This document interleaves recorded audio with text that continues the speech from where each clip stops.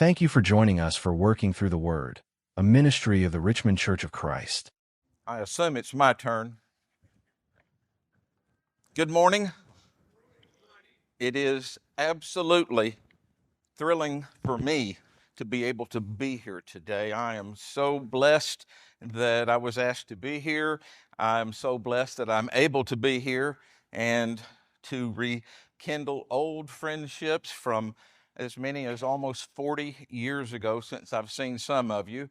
I actually was here in this building about 19 years ago, just on a Wednesday night, and didn't get to see too many people, but I saw a few. And now for the rest of you, it's been about 40 years, but it's so good to be here, and what a great reunion this weekend has been. And I've noticed that some of you that I knew 40 years ago, that your hair turned gray. And for the rest, it turned loose. But I am happy to be here, and it's good for us, I think, to be together. It's interesting how some preachers can be, and we have several in the room today. There was once a preacher, he was headed with another preacher to go to a Bible conference, and it was across the country, and they weren't going to drive, they were going to fly. And as they approached the plane, the one brother began to get very nervous and say to the other, he said, "Brother, I can't get on this plane." And he said, "It'll be all right. You just go ahead. Just trust the Lord." And he got more nervous and more nervous. And he said to the brother, he said, "Now listen, you need to calm down. The Bible says the Lord will be with you." And he says, "I'm still so nervous." And he says, "Look, Jesus said, I will be with you always."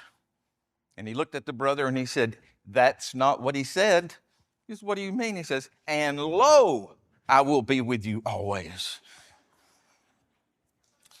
So he was afraid of what would happen.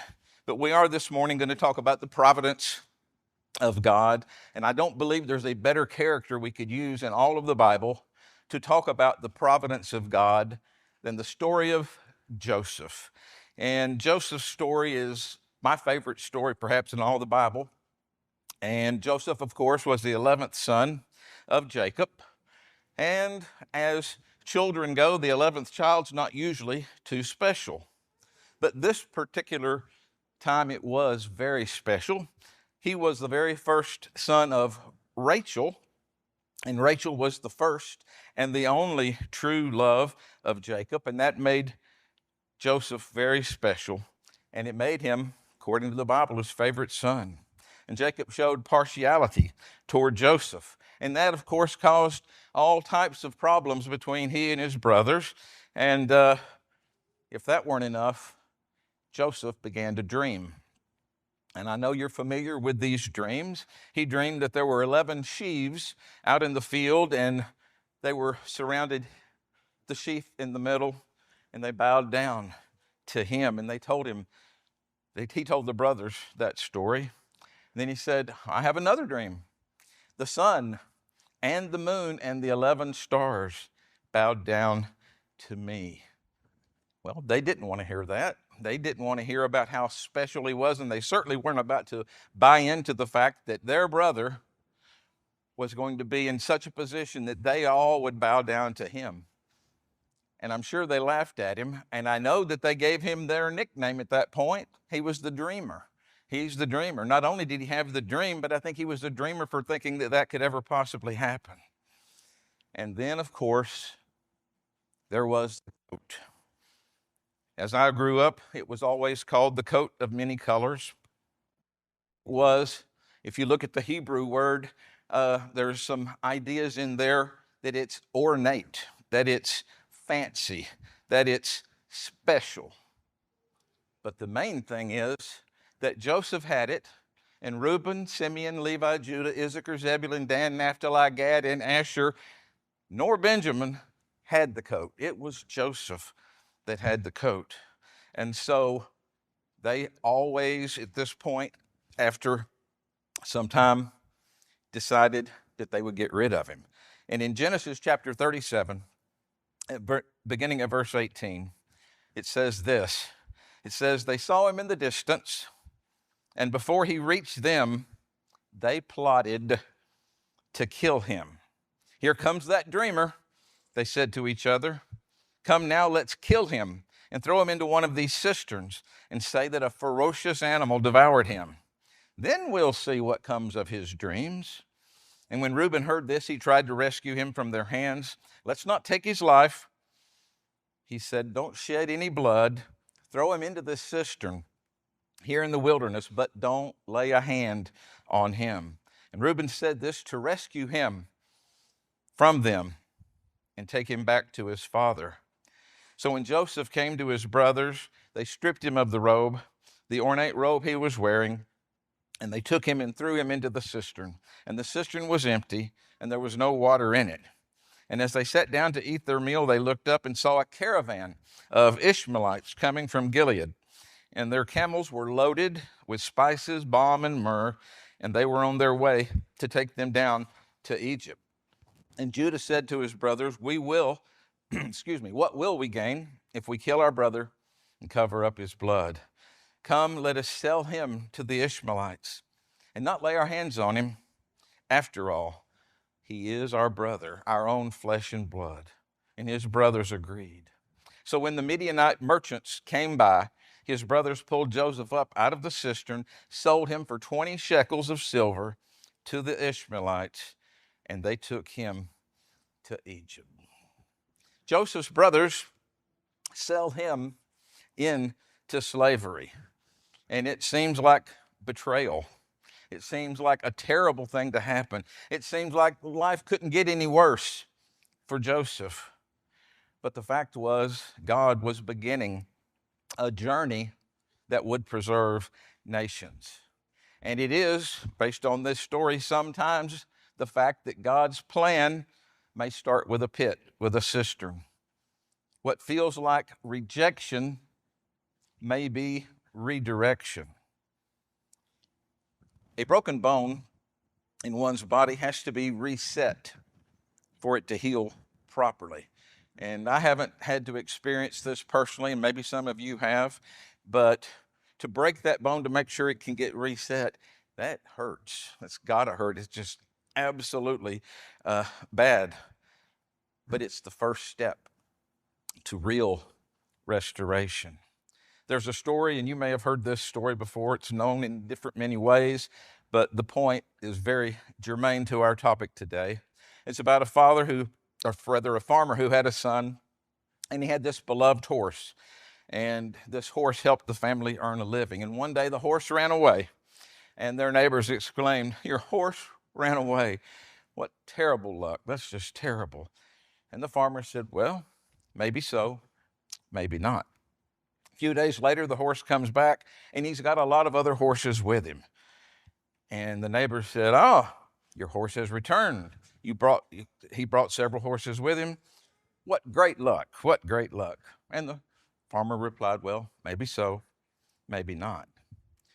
Later that week, the farmer's son was trying to break one of the wilder horses, and the horse threw him to the ground. It broke his leg.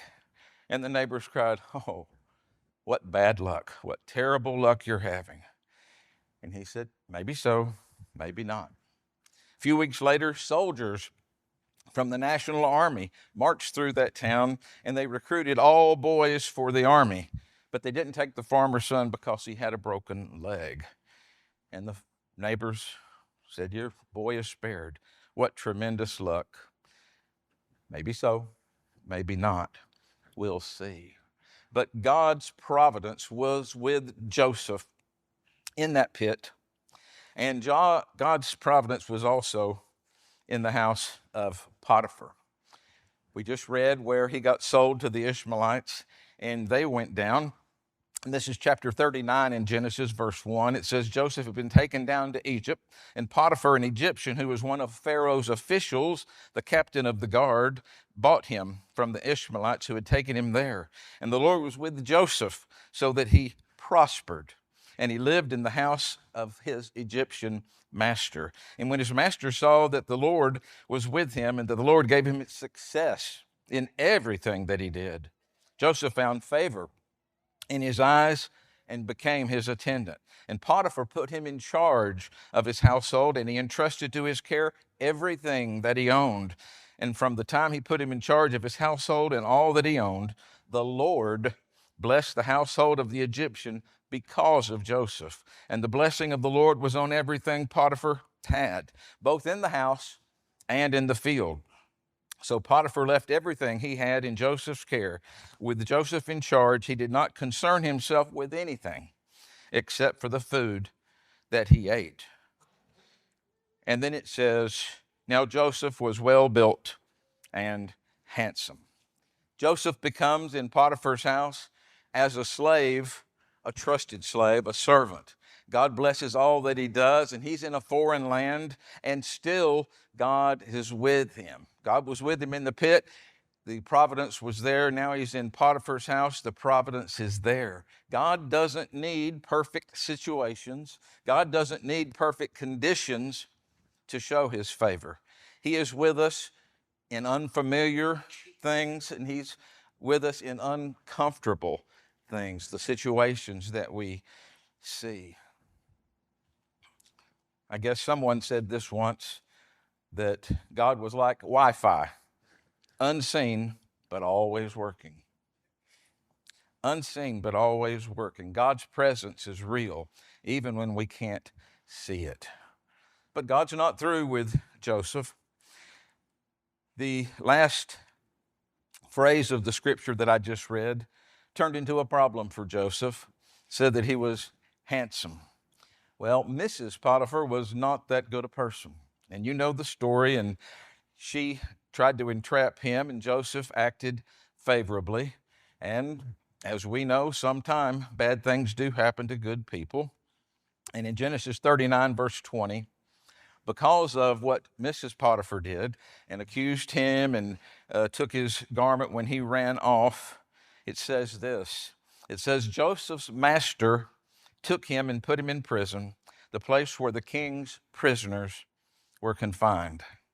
But while Joseph was there in the prison, the Lord was with him, and he showed him kindness and granted him favor in the eyes of the prison warden. So the warden put Joseph in charge of all of those held in the prison, and he was made responsible for all that was done there.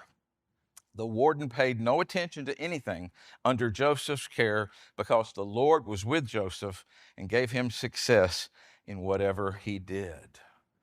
Joseph had been falsely accused.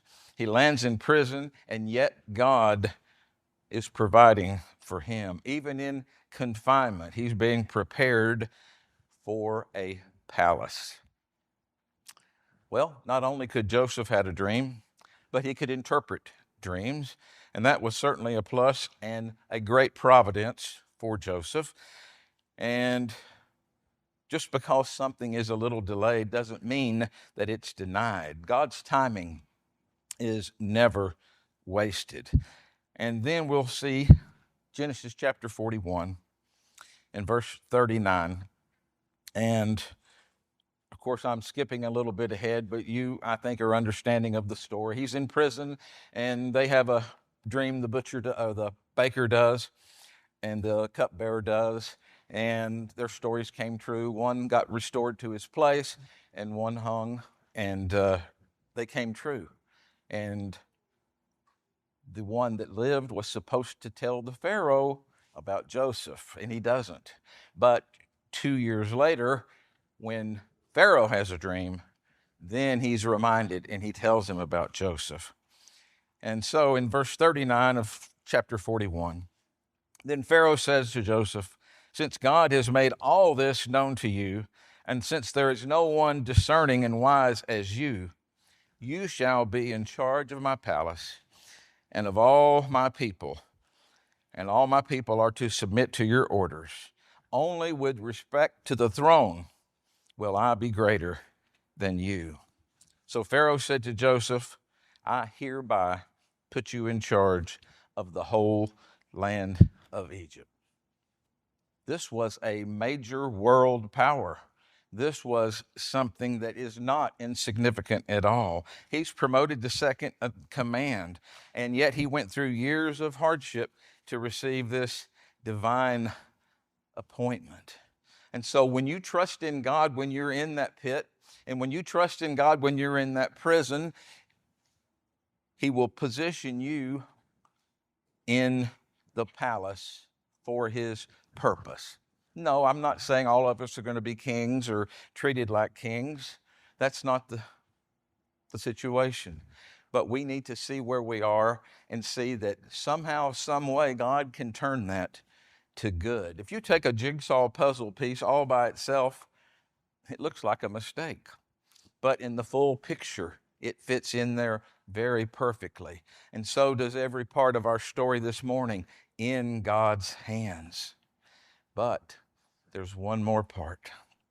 In Genesis chapter 45, verse 4, we see God's providence not only in all those things in Joseph's life, but for his people.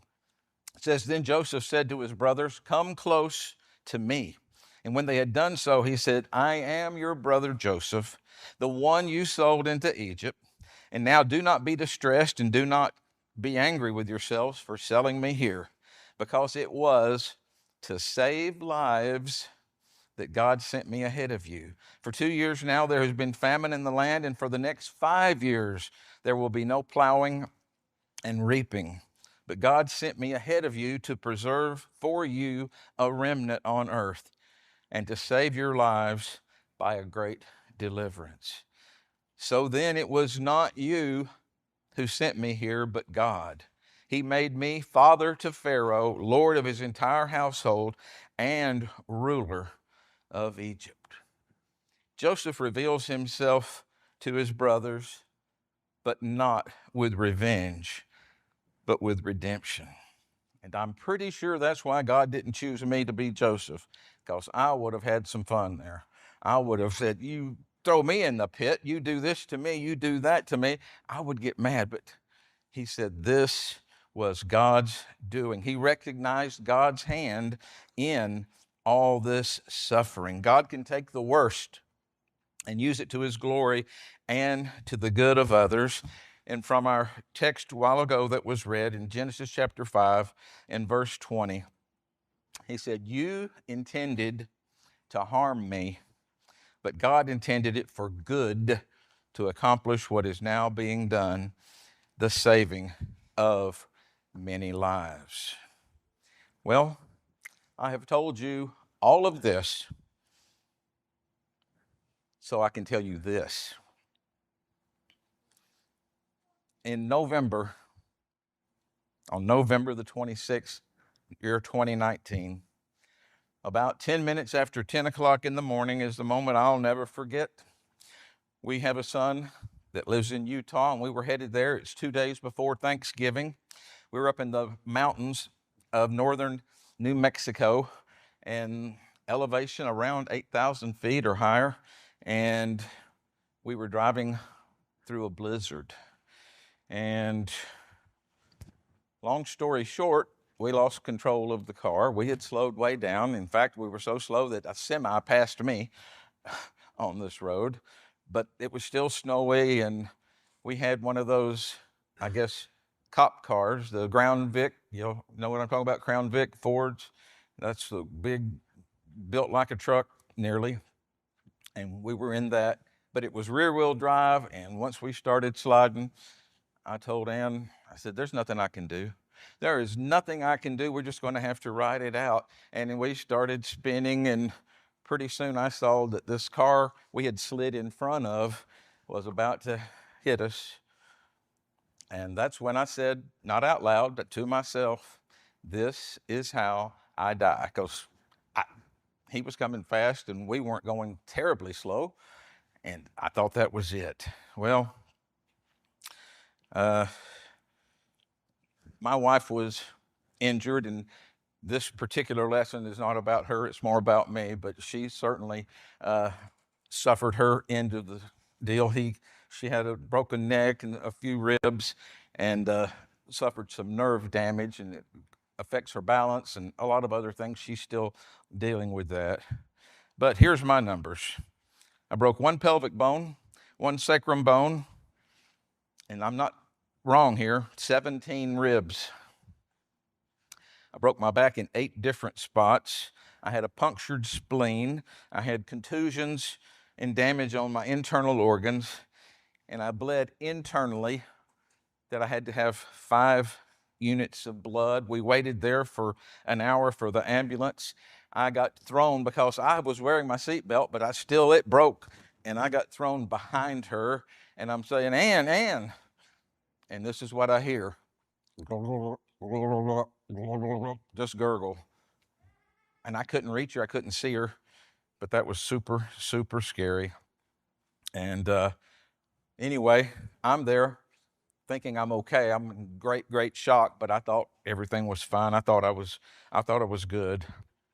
Anyway, so I spent 4.5 days in the ICU, 2.5 weeks in a regular hospital room, over 8 weeks in rehab, and all of this 1,000 miles from all of our friends, all of the people that we love. And my sister, bless her heart, called the Church of Christ in that neighborhood, and there was actually 2, and they came to visit me so much and so often that the nurse there in the rehab center offered to tell them not to come so often. I said, no, you let them come. They're willing to come see me. You let them in that door. I want to see them. And that was great. And of course, with my back the way it was, I was on flat on my back over 23 hours each and every day. I had to wear a body brace if I moved at all. And I was there till the end of January. And then I did rehab at home for another 6 weeks or so. And things started getting a little better. And just when I could drive by myself and think, turning around the corner, a little something called COVID-19. You've heard of it, I guess.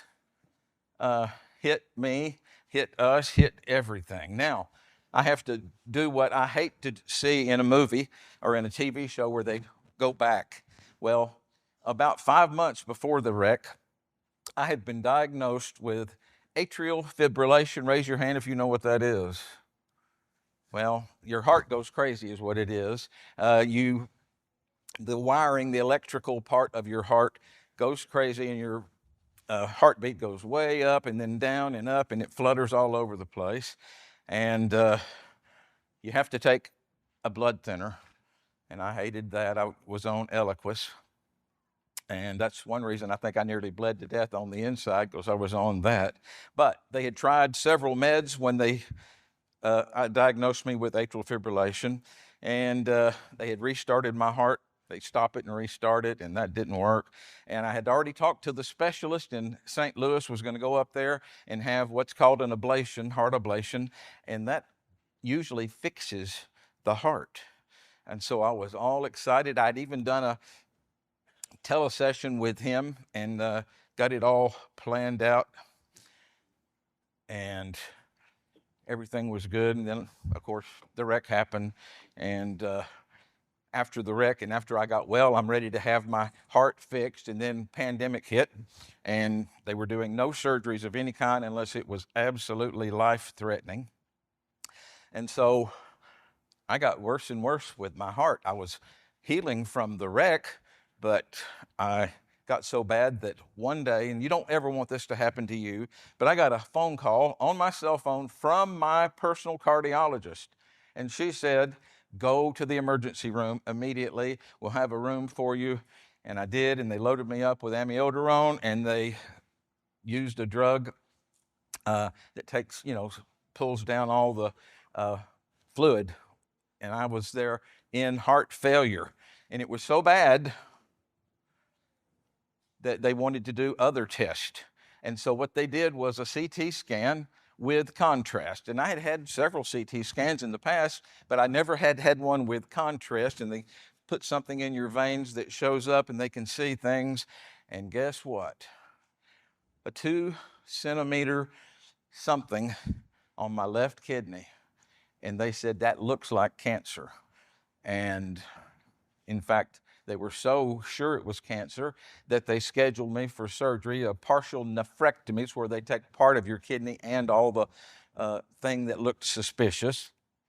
When it was over, they sent it in, and sure enough, clear cell renal cell carcinoma was what I had. And thank the Lord, it's been 6 years, and I've had checkups every 6 months, and there's no sign of return at this point in time.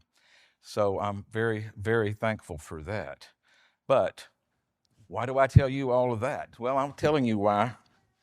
If I had not had AFib, which I absolutely hated, and if I hadn't been in that wreck, which I absolutely hated, and if the pandemic, which I absolutely hated, had not occurred, I might still be here today. I might still be preaching to you, and who knows what level my cancer would be at, because it would not have been detected. Perhaps, maybe by now it would have, but when they got it all.